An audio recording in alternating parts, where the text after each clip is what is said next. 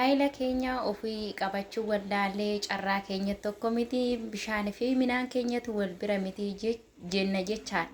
Ofii keenya akka itti jireenya keenya qabannu wallaalee jechaadha. Dhugaa dubbachuu fi obsi Abiraam na dinqe jechaadha. Kaleessa akkas miti har'a garuu baay'ee hamalallee godhate. Egaa shawaa akkam jirtu hordoftoonni seenaatu nagaa waaqayyoo isiniif haa baay'atu akkam isaati kana keessanii nagaa keessanii jirtu isiniin jedha warroonni amantaan biraallee salaam aleekooyi jirtu nagaa keessanii viidiyoo kana laayik sheer gochuudhaan na bukkee dhaabadhaa kaleessallee gargaarsa keetiin saniin anas gahe ammas immoo gargaarsa keessan na barbaachisaa egaa chaayinaalii kanaaf immoo warri haara taatanii laayik gochuu sheer gochuu sabskiraayib gochuu hin dagatinaa isiniin jedha obboloota koo. Egaa har'a immoo maal qabattee dhufte jechuun keessaniin ooluu warra kana isiniif qabadhee dhufe jechaadha. Warra diraamas haa ta'u dhugaas haa ta'u dhugaa dubbachuu fi jireenya keenya ofumaa balleessinee waaqa komachuu komanna jechaadha. Jireenya keenya kan qabachuu qabu nuyi jechaadha. Oduu namaa osoo hin taane ofii keenya ofitti amanamummaa yoo qabaanne galma yaadne san ga'uu dandeenya jechaadha. Egaa obboloota koo akkuma argitanii Ruutaa fi Abirsh in beektu jedhee yaada. Egaa kanaan durallee viidiyoo isiniif dalageen har'ammoo xiqqooshi waan oduu sobaa wayii ta'e tana isiniif qabadhee dhufee jira. Maatiin akkuma jirutti ta'e garuu jireenya keenya kan nuuf jiraatu nuuf qofa bichaadha. Egaa jireenya gaa'ilaa keessatti maatiin hin barbaachisu jechuu osoo hin taane hin jira mitiiree amma wajjin turte keessatti abbaa manaa kee dirqama amanuun sirra jiraata. Amanuu gaafa sin jedhe sitirra beeka alagaarra siturra beeka jechaadha. Gaafan kana siniin jedhu egaa Ruutaa hin beektu mucaa qaba jedhaniitti chaalenjii baay'ee darbe jechaadha erga Dubaayas deebi'anii. Egaa akkuma beekamu wantoota baay'ee ture. Ishee kana bichaa osoo hin taane haadhi mucaa dhuftee jirti jechaadha. Haadha mucaa ishee kana bichaa osoo hin taane namoota baay'ee mucaa Ruutaa fi gaafa beekamtee argatu eessarraan kuffifnu eessarraan ishee eenyu jennu jedhu jechaadha namni. Egaa hammas immoo Ruutaa fi Abirsh addaan baasuudhaaf kallattii baay'ee dhugaa waaqayyoo obboleeyyan akkanaa hin agarre rabbi. Egaa gara viidiyoo keenyatti yoo deebine gara har'aatti yoo deebine handuraa odoon taane egaa kanaan dura mucaa fidanii dhufan jedha obboleeyyan Ruutaa lamaa suni obbolaa isaan ijoollee mucaa xiqqaa kana fidanii dhufaniit mucaa Abiraam qabu kana jedhanii itti himanii turanii lakki kan koomiti Ruutaa isaan amantamoo ana amantaa jedheeni ture jechaadha. Abiraam kuni amanuu fi amanuu dhiisuu miti jettee dubbattee jirti. Hajji marmaraa geessanii marmaraan jechaadha. Gaafa marmaranii guyyaa 15tti qabanii fi amma sanitti garuu nagaadhaan jira wal bira hin ga'inaa jedhanii turan jechaadha. Garuu ishiin birallee dhaqaa jirti jechaadha. Haa ta'uyyuu malee immoo adaadaan Ruutaa har'a immoo dhufte jechaadha. Adaadaan Ruutaa buttaa jaraatii fide jechaadha. Abiraam naa jireenya koo dhabuun barbaadu baqqaa'ee akka isaan biraa baatee kireeffattullee godhii bakka achitti hacuucamaa jirti jettee turte. Kanaan dura proogiraamii qopheessee ture achitti waamee ture odoo hiyyama keenya hin gaafatiin osoo hiyyama nun gaafatiin akkamitti isa bira deemte jedhaniiti lolaniin jechaadha. Abiraam immoo sila jaalatuu fi hacuuca san keessa baatee na bira dhufuu haadhiistu mana sanii baasiti sii fi obbolaa keeti sila ta'eef fira keeti sila ta'eef siisii dhaga'uu dhaqiiti achi baasiti. Mana kireeffatte bakka barbaadee jiraattu yoo as dhufuu baatteyyuu jedheen dhugaa waaqayyoo jechaadha. Kaleessa iyyuu badii haa hojjetu malee Abiraam har'a garuu amalli inni qabu baay'ee natti tole jechaadha. Haa ta'uyyuu malee kezaa ishiin dhatte gaafa achi dhattu akkamitti gaafa ishiin gaaffii minaamina adaadaan Ruutaa mana isaanii dhatte jechaadha. Achi baasuudhaaf wanta jiru haasofsiiftee amma wixxeetiin jirutti si wajjin illee jiraachuun barbaadu jettee itti himtee jirti jechaadha. Egaa obboloota koo dhugaa dubbachuu fi ijoolleen lamaan kun Ruutaa fi Abiraam addaan baasuuf malee ishiidhaaf naanii miti garuu ishiin akka waan ishiidhaaf naanii fakkeessite jechaadha obboloota koo. Garuu dubbiin akkas miti bakka kanatti siniin jira. Inna ishiidhaaf odoo naanii amma fakkeenyaaf obbolaan kee akka gaa'illi kee diigamu yoo barbaanne wanta badii darbe saniif jaarsummaa ta'anii xumuru garuu ijoolleen akkas miti jechaadha. Akka ruuttaan wajjin jiraattu hin barbaadan jechaadha dubbii sobaa. ከዛ ሙጫ ከነ ፊደኒ ጋፈ መጉያ ቆደሻኒ ተቀባኒ ሃደ ሙጫ አርጉን ቀባ ጀቴ ሩተን አዳ አብርሃም አዳ ሙጫ ወል ቆነም ሲሰደኒ ካሌ አዳ ሙጫ ፊደኒ ዱፈኒ ኤጋ ኦቦሎታ ኮወንቲ ካሌ ሰታይ ወንታ ሃዳት ጀቻዳ ሙጫ ፊ አዳ ሙጫ ፊዴ ዱፈ ሙጫ ነቻዳ ወጋ akka kanaan duratti viidiyoo isaanii hordofaa turretti kutaa 10 bichaan baradhee jedhee dubbatee jira. Kaleessa immoo intalarraa kutaa 12tti wanti kuni osoo ani finni kutaa 10 fi 11 fi 12 waliin baranne osoo barannaa jirru hiriyaa noormaalii jecha hiriyaa noormaalii turre. Hiriyaa noormaalii san keessatti osoo kutaa 12 barannu 12 gibbii keessatti jechaadha. Gibbii keessatti ijoollee baay'ee nutti naafu. Ani finni hiriyaa noormaalii fireendii jechaadha. Fireendii gaafa sinin jedhu jaalallee odoon ta'an hiriyaa noormaalii ijoollee nutti naafu ture. Kaza gaafa manni barumsaa cufamuudha jedhu piroogiraamiitu jira. Piroogiraamii san keessa waan akka tasaa uumame Abiraamillee wanti inni beeku hin jiru. Waggaa 3 kophaa koon guddisee mucaayee jettee turte. Gargaarsa tokko malee kophaa koon guddisee inna Abiraam dhaga'ee jedhee gaafate jechaadha. Eeyyani dhaga'eera garuu yeroo sanii micayyoo maal jette beekta? Micayyoo rakkinaan qabdu jechaadha. Kan giddiidha fidee dhufe mucaadha. Giddiidhaan na fidanii dhufan malee ani miidiyaa irratti ba'uu hin barbaadu. Kaleessallee daa'ima koo obsaanan guddifachaa ture. Har'allee gargaarsa nam tokko malee nan guddifadhaa jettee turte. Haa ta'uyyuu malee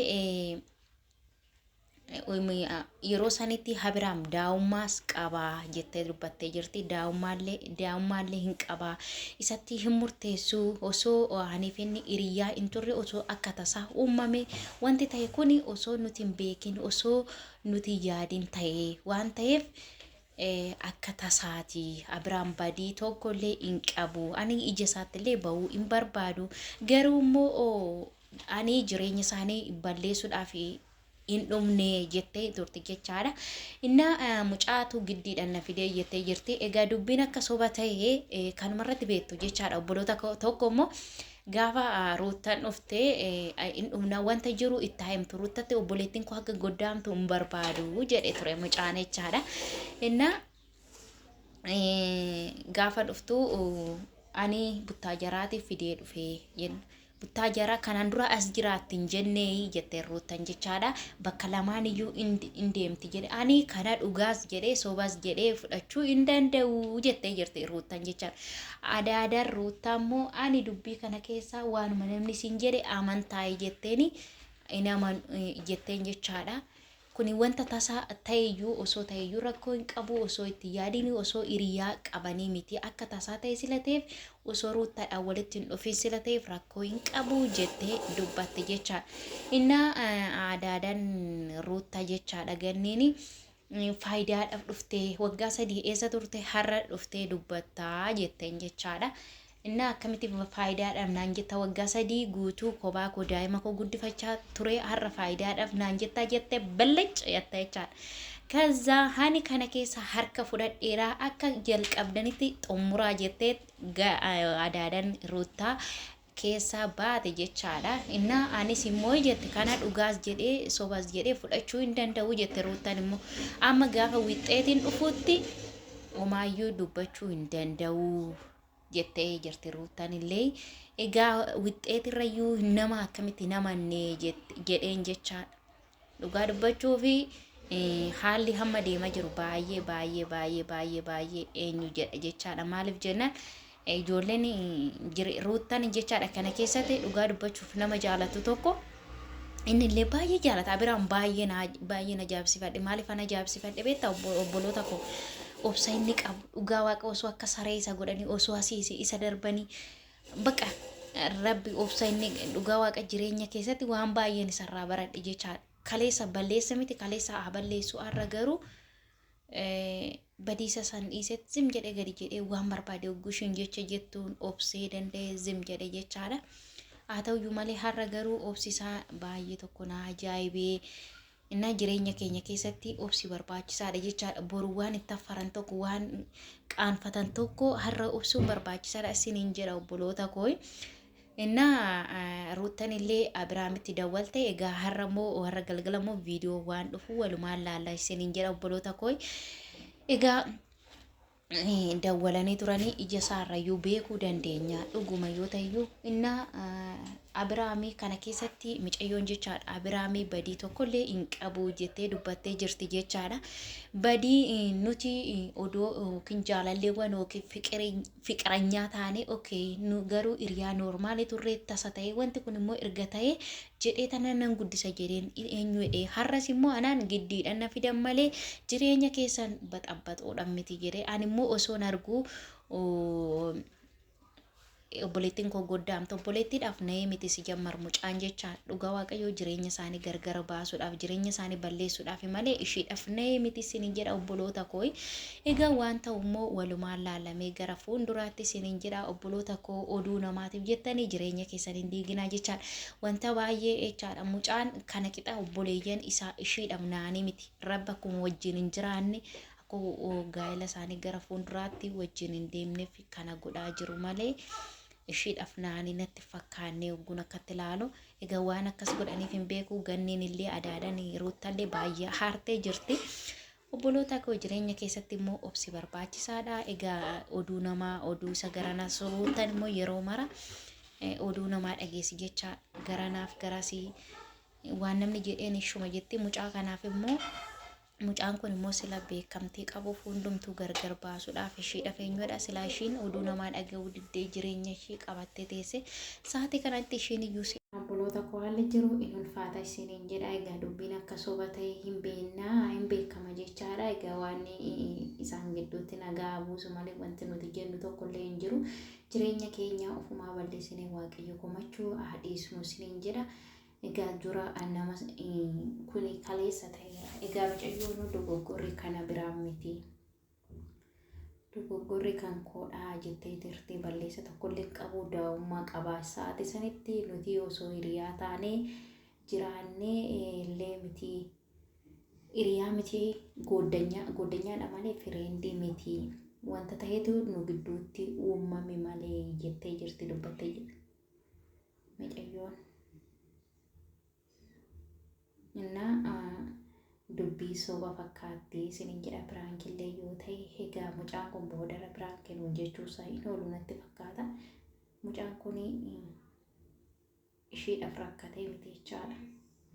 Ishiidhaaf rakkatee miti ijoollee kana adda baasuudhaaf malee jechaadha.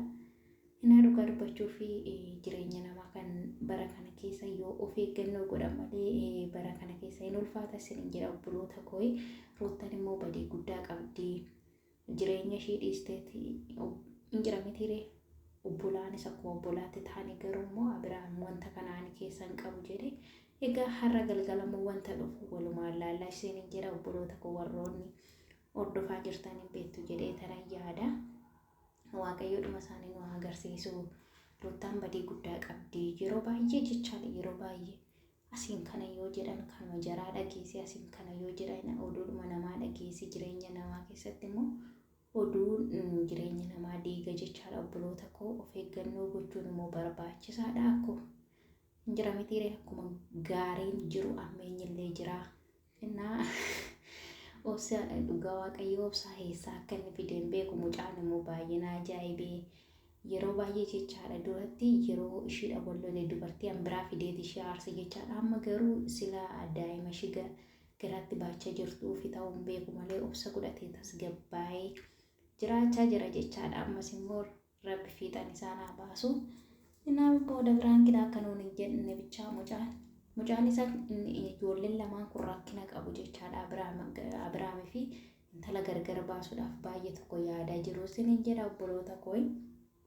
Egaa viidiyoo koo har'aa kana yaada qabdan koomentii jala naaf kaa'uu hin dagatinaa isiniin jedha.